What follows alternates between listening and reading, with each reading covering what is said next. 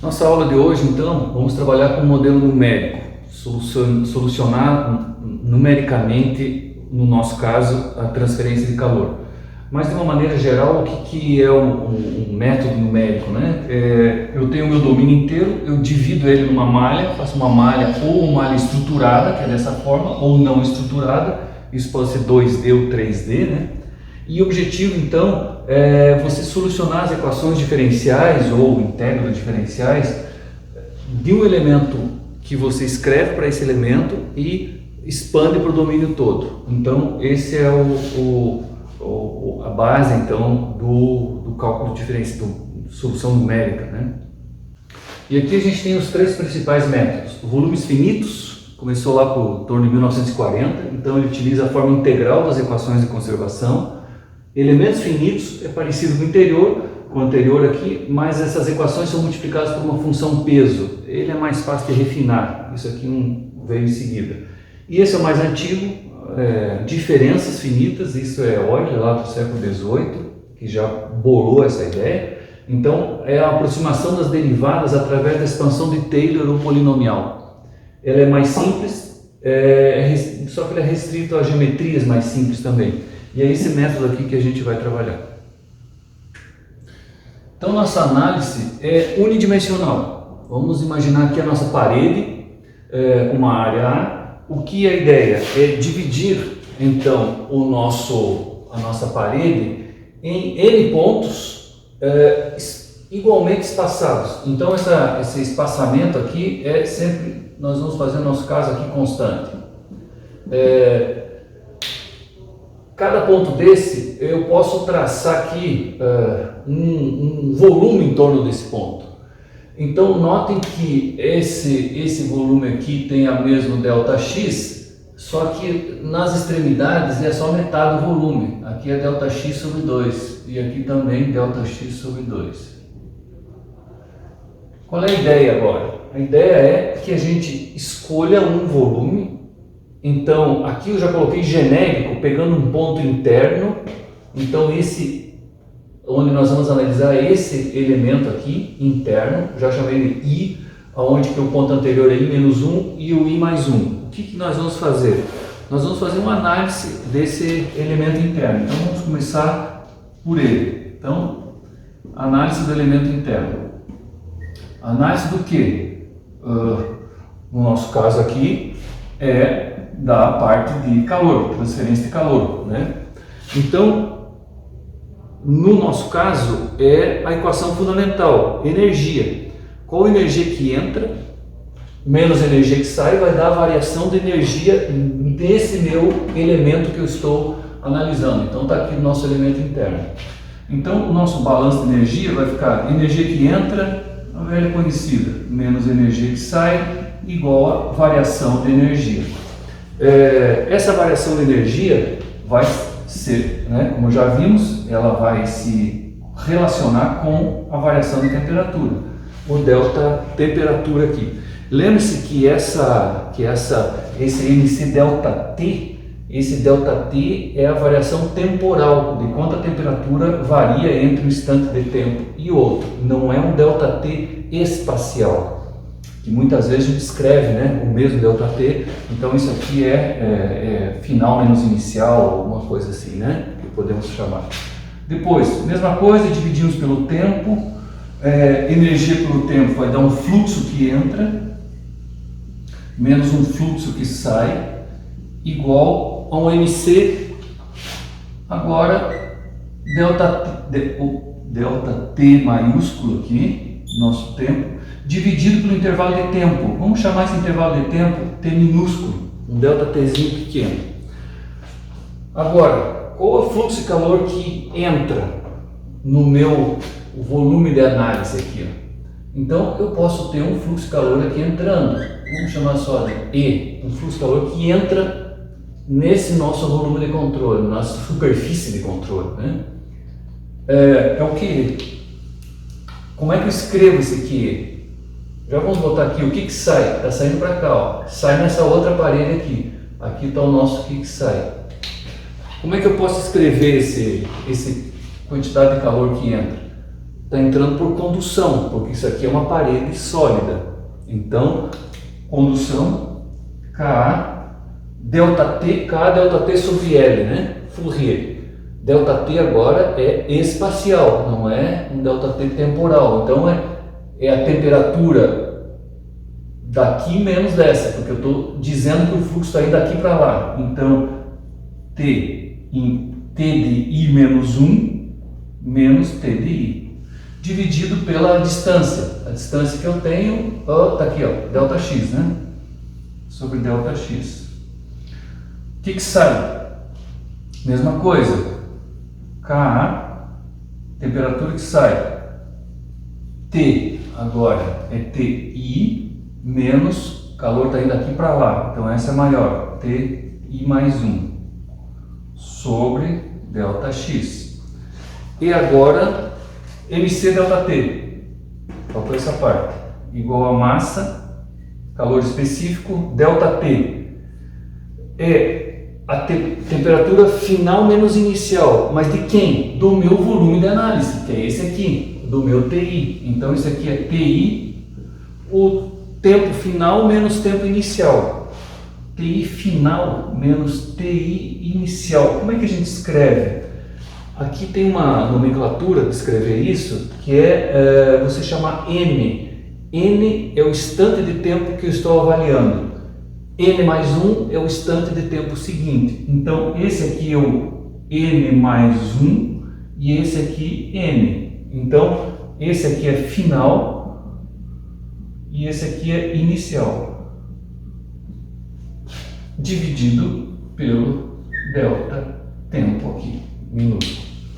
Bom, e agora chegamos numa equação aqui, né? Qual o problema que está aqui? E esses TI aqui, por exemplo, esses TI é TI na N ou TI na N mais 1? Ou seja, é a temperatura avaliada no meu tempo agora ou no tempo futuro? Então, essa é a questão do método que a gente vai fazer. Então, nós temos duas maneiras de solucionar essa equação. Aqui já escrevi ela, a mesma equação. O primeiro método é o chamado método implícito. O que está a diferença? A diferença está que se essas temperaturas dos pontos são avaliados no tempo que eu estou ou no tempo futuro.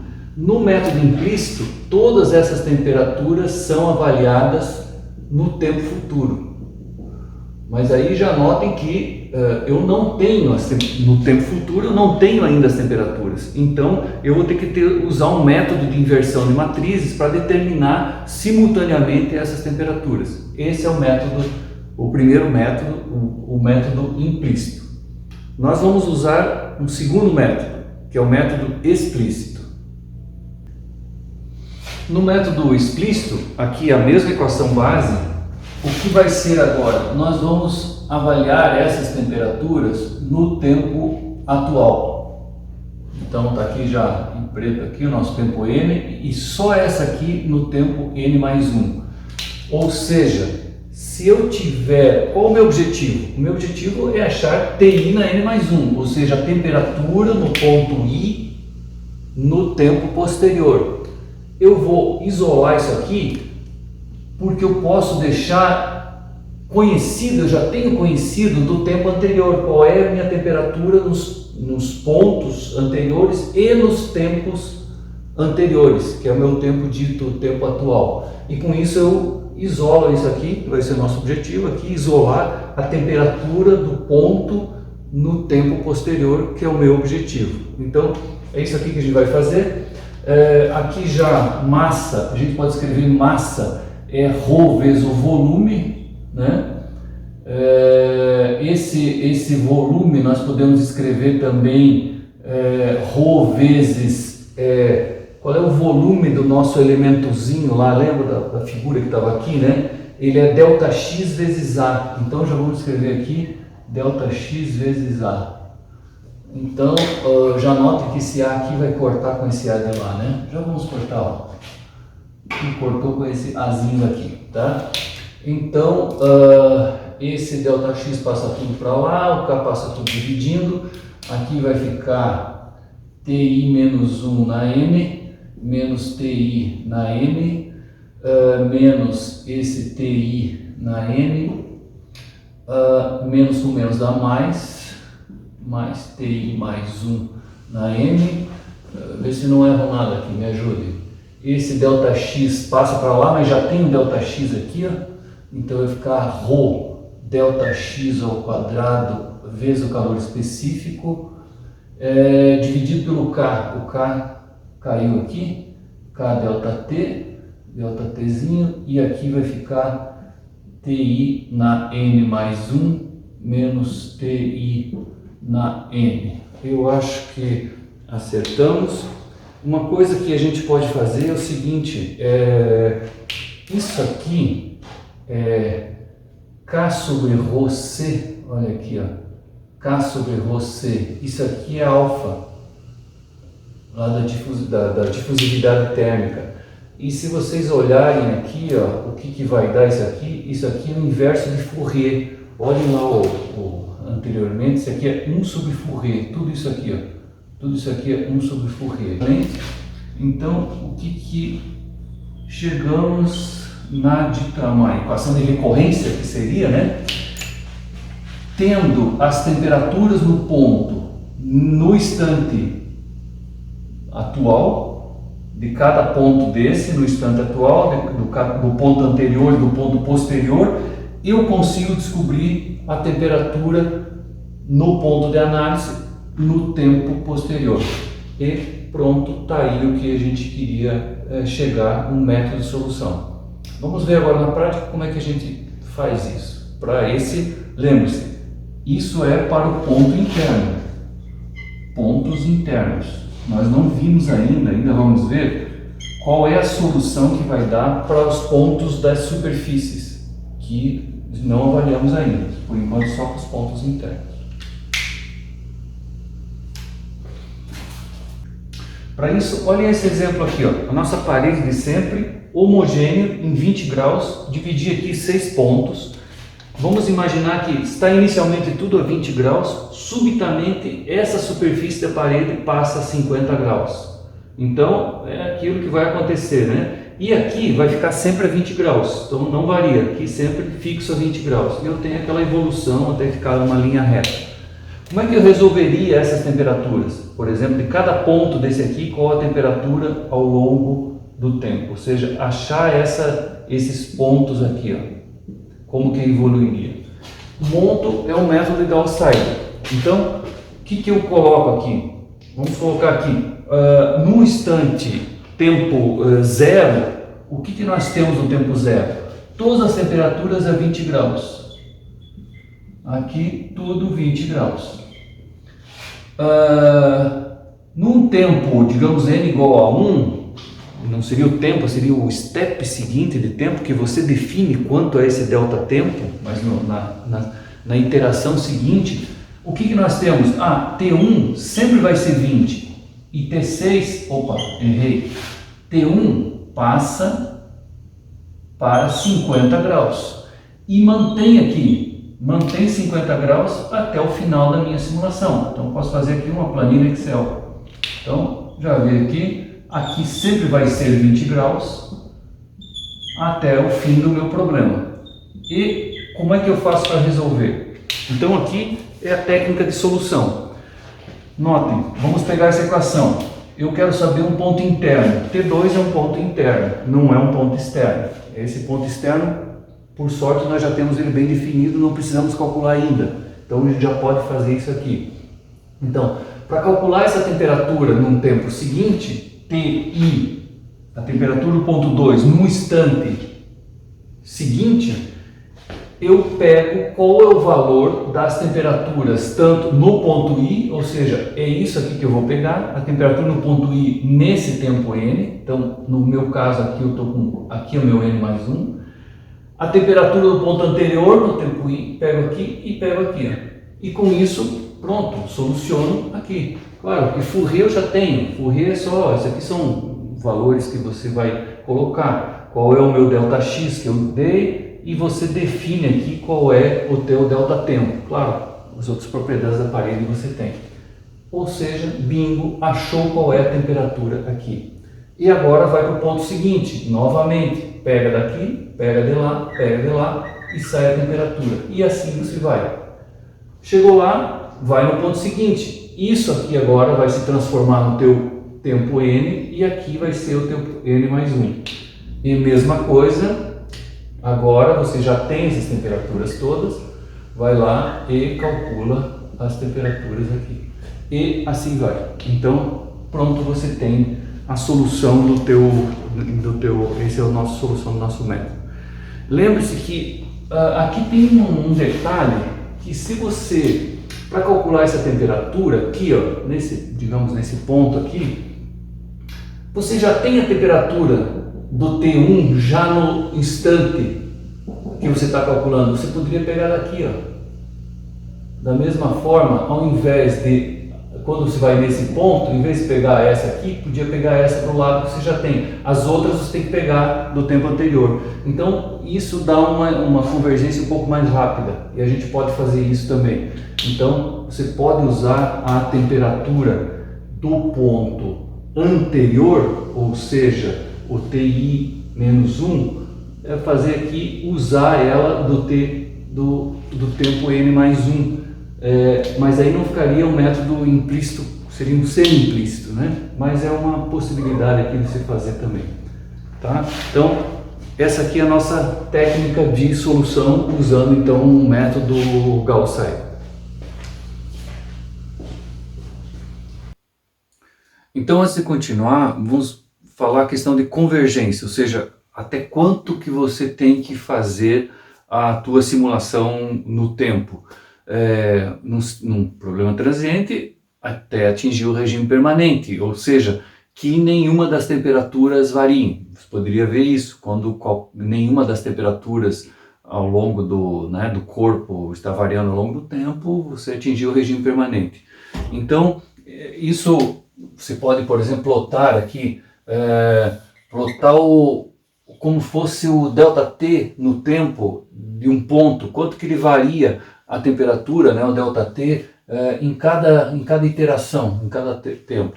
Só que você vai escolher um ponto, então, talvez você devia escolher todos os pontos, ou seja, a soma desse incremento de temperatura em todos os pontos. Então eu poderia fazer um somatório do ΔT de todos os pontos. E com isso você teria uma curva que no início sempre as temperaturas variam bastante e lá no final as temperaturas variam menos. Então você teria ao longo do tempo alguma coisa assim tendendo a zero aqui, né? E você define, olha, quando isso for menor que tanto, eu atingi o regime permanente. Muitas vezes é feito para ficar normalizado, para não começar de um valor qualquer, faz pela somatória dos ΔT no primeiro intervalo, n igual a 1 aqui. Então aí você começa aqui, por exemplo, de 1 do primeiro intervalo. E aí vai vendo quanto que deu até você ter teu critério. Em sistemas, às vezes não se usa variações de temperatura, mas se usa variações de energia dentro do teu volumezinho analisado. Energia que entra, energia que sai do balanço de energia. Então, isso é chamado, quando se usa energia, como se fosse o resíduo. E você considera que atingiu o regime permanente, normalmente quando esse resíduo aí está em torno de 10 a menos 3 ou 10 a menos 4, é padrão aí dizer, olha, atingiu o regime, o meu resíduo deu tanto.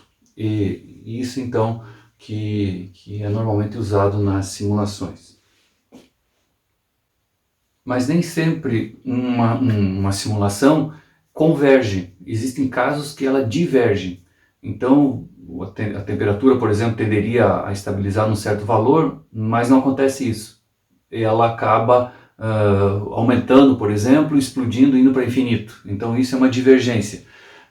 Para que um sistema de equação aqui convirja, então, para um valor, os índices têm que ser maior do que zero. Então isso aqui tem que ser maior do que zero. Fourier sempre vai ser maior do que zero, né? As propriedades sempre vai ser maior do que zero, então nesses casos não tem problema, mas nesse aqui vai ter que ser isso aqui maior do que zero.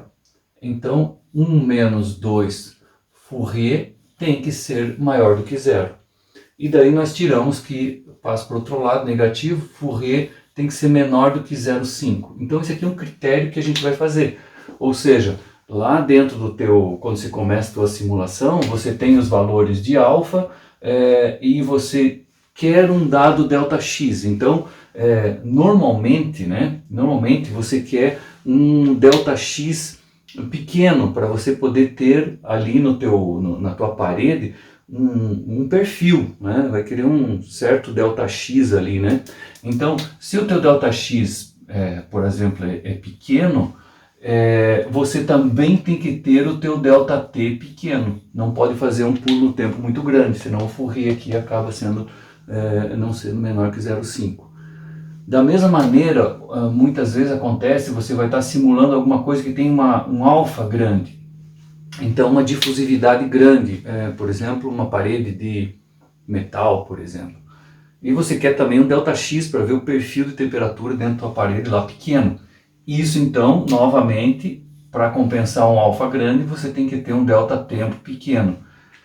Qual é o problema do ΔT pequeno? É que pode demorar, você tem que fazer os pulos no tempo muito pequenininhos. E isso então significa muitas iterações. E o programa fica lento, né?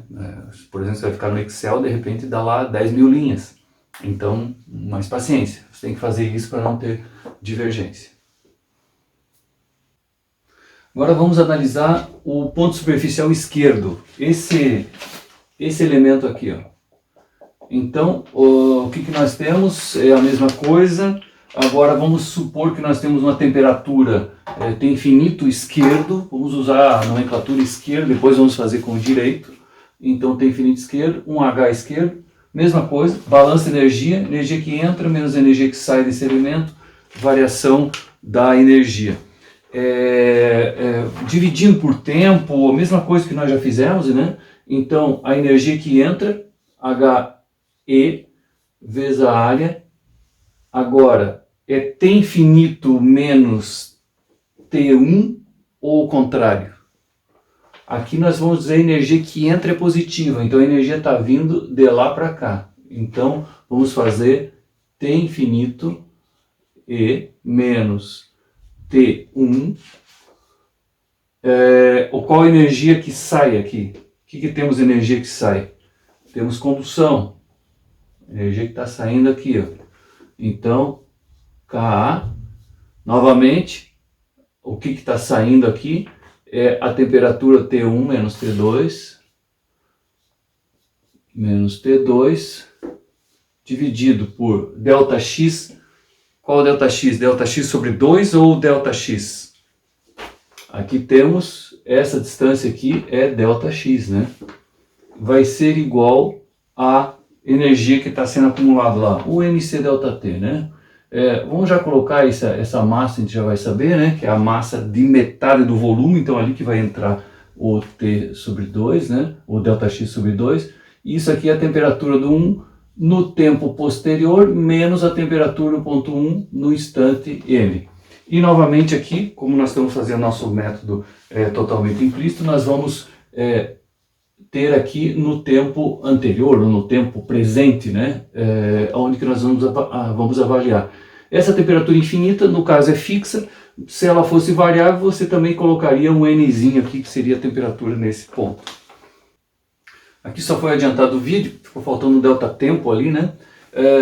Aqui, o que foi feito? Só multiplicado e dividido por ΔX sobre K, com isso corta aqui, fica mais simples. Apareceu aqui HL sobre K, que é o nosso BIO, e apareceu aqui um meio disso aqui, ó, um meio de Fourier. Então, que já está aqui explicitado, e chegamos na equação de qual é a temperatura nesse ponto no tempo futuro, né? Para isso aqui acontecer, para estar convergência, isso aqui tem que ser maior que zero. Então, testar isso dá maior que zero, para não ter problema de convergência. E está aqui para esse caso, né? Isso aqui é válido para esse caso, temperatura e convecção. E aqui, a mesma coisa, o que acrescentou? Em verde aqui, ó, temos agora a radiação solar incidindo nessa face com uma absortância de ondas curtas alfa. Então agora convecção mais radiação. Vai ficar a mesma coisa a equação, só vai ter esse termo aqui a mais. Biot-Fourier HE, Q, duas linhas rad. Como é que surgiu isso?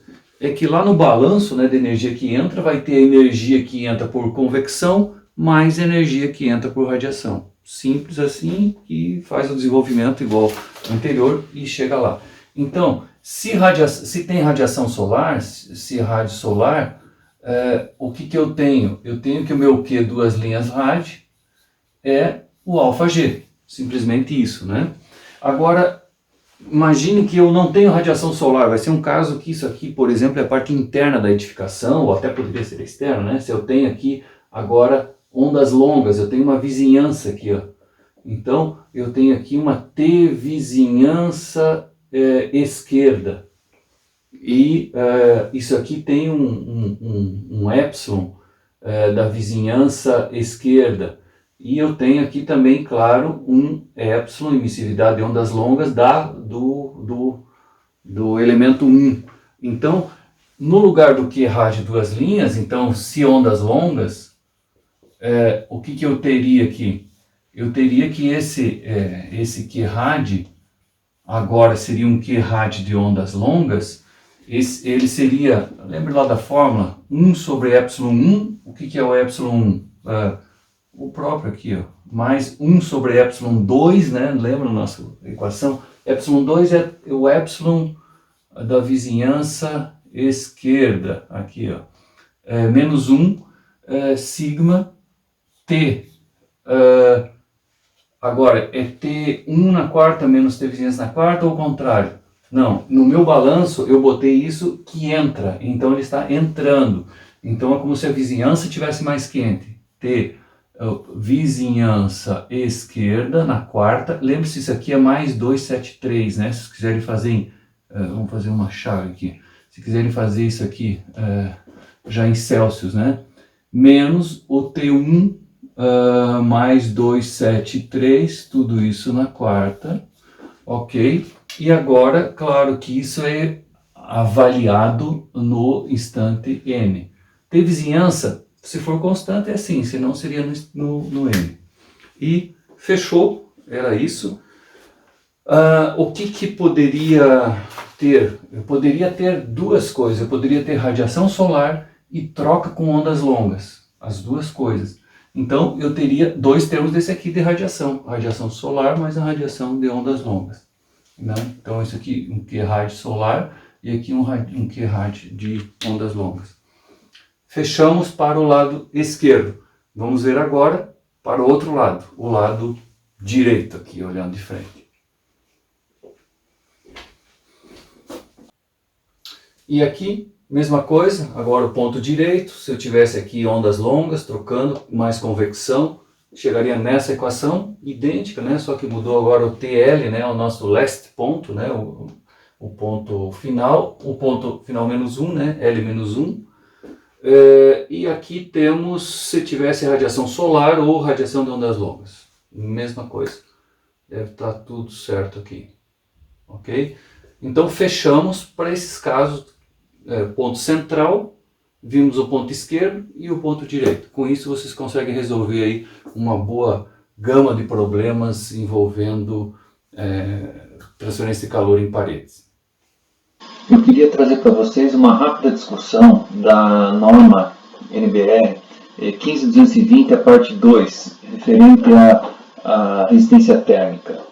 Eu queria dar uma revisada com vocês na 15220, onde que fala a resistência térmica de câmaras de ar. Então, vamos avaliar aqui, duas superfícies e emissividade maior do que 0,8. Vamos ver aqui a ascendente. Aqui eu estou variando a espessura, a distância entre essas duas superfícies aqui. Por que quase não varia a resistência térmica? Mesmo que eu vou aumentando o espaço, a distância entre uma superfície e outra. Que é a resposta? A resposta é pelo seguinte, é que aqui é um processo convectivo, eu tenho células convectivas aqui entre uma e outra. O fluxo de calor está de baixo para cima, então aqui embaixo está mais quente. Como tem células convectivas, elas caminham, elas sobem, então Não importa muita distância, elas vão trocar a mesma quantidade de calor, por isso o R é mais ou menos parecido. Já no descendente, descendente por quê? Porque em cima está mais quente. Então o ar não vai conseguir subir, então dá uma estratificação aqui. Então não tem movimento. Como tem estratificação, é como se fosse um isolante térmico, como se tivesse o ar aqui parado no isolante térmico. Então aí sim eu tenho um aumento da resistência quando eu aumento essa espessura. Aqui na outra linha é a emissividade 0,2, ou seja, uma das superfícies é baixa emissividade. É a mesma coisa, quase não muda, e aqui muda mais. A diferença de cima para baixo é que podem ver que aumenta a resistência. Claro, aumenta a resistência porque agora eu não tenho trocas radiantes. Nessa linha de cima, com emissividade alta, eu tenho trocas radiantes. A coluna horizontal, como vocês vão ver, é uma média entre ascendente e descendente, né? Então, fica valores intermediários aqui. É isso aí que mostra essa tabela. Claro que é aproximado isso. Então, você tem várias correlações que vocês viram para conseguir determinar qual é o valor aí das resistências, mas isso já dá uma ideia bem razoável. Um outro conceito que eu queria repassar com vocês é a questão de atraso e fator de amortecimento. Então, aqui a nossa parede, onde eu tenho a temperatura externa e a temperatura superficial interna. O que acontece aqui as temperaturas, em vermelho a temperatura externa e aqui um exemplo da temperatura superficial interna. Eu tenho no exterior uma amplitude maior. O que é a amplitude? A amplitude é essa distância aqui, ó. Isso aqui seria a amplitude externa, exterior aqui. E eu tenho aqui a amplitude da superfície interna. Então, nesse caso, o que eu tenho? O fator de amortecimento é uma razão entre o quanto eu diminuo a amplitude interna em relação à temperatura, à amplitude externa. Então, o fator de amortecimento é comum se ter na literatura ele como esse símbolo aqui, μ, é um adimensional. Então esse μ eu tenho que fazer 1 menos a amplitude. Então isso aqui fica a amplitude interna, interna dividido pela amplitude externa. Então, para dar um valor que, quando eu não tenho amortecimento, dá zero, né? Então, quando as amplitudes são iguais, 1 menos 1 dá zero, eu não tenho amortecimento nenhum. Esse é um. O outro é a questão de atraso térmico. Atraso térmico, aqui já dá para ver, por exemplo, colocando os máximos aqui, eu tenho um máximo aqui e um aqui, e isso aqui está relacionado com esse tempo, né? Agora esse aqui não é um número adimensional, esse atraso térmico é um φ, normalmente essa a nomenclatura, a simbologia de usar de atraso térmico φ. Esse aqui vai ser em horas, então. Isso aqui é direto, né, entre os dois máximos. Lembre-se que isso aqui está sendo para um componente. Se eu quisesse fazer isso também para uma edificação inteira, eu não usaria a temperatura superficial interna, eu usaria a temperatura interna. Agora isso também está bastante questionável, por isso nas novas normas que estão vindo aí, já não emprega muito isso, porque imagine se eu tenho ventilação, né? Isso aí já muda, e se eu tenho a parte radiante também, então isso aqui, ok, para ter ideia aqui de um componente. Nós vamos usar só no nosso exercício, por isso que eu passei aqui para vocês. E ainda para finalizar os conceitos que não foi passado, difusividade térmica a gente já viu, alfa sobre K rho C. Isso aqui está ligado com uma velocidade de homogeneização da temperatura dentro de um corpo. E outro termo que a gente não tinha visto ainda é efusividade térmica. é usado um epsilon aqui também, é raiz de K sobre Rc. Essa efusividade, ela está relacionada com uma capacidade de armazenamento da energia. Então, isso aí está mais relacionado, de uma certa forma, mais fortemente relacionado com o atraso térmico da minha edificação, ou do corpo, né, que a gente está avaliando. Isso aqui também dá ideia, por exemplo, da relação entre eles, a sensação da temperatura de contato. Quando você pisa descalço num piso, por exemplo, de madeira, você não sente tanto frio, mesmo que ele esteja na temperatura de 20 graus, você não sente tanto o piso frio, diferente se você pisar numa pedra, por exemplo, um piso de pedra, você sente ele mais gelado, apesar de eles estarem à mesma temperatura.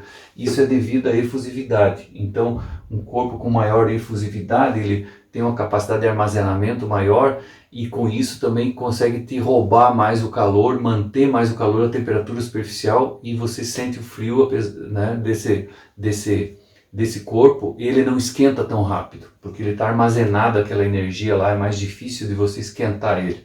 Já um piso de madeira, a hora que você pisa, o teu corpo tem uma capacidade de armazenamento maior, uma efusividade maior, e ele domina a temperatura superficial. Então você não sente a temperatura dele, mas você impõe a tua própria temperatura no teu corpo. Essa é a diferença aí.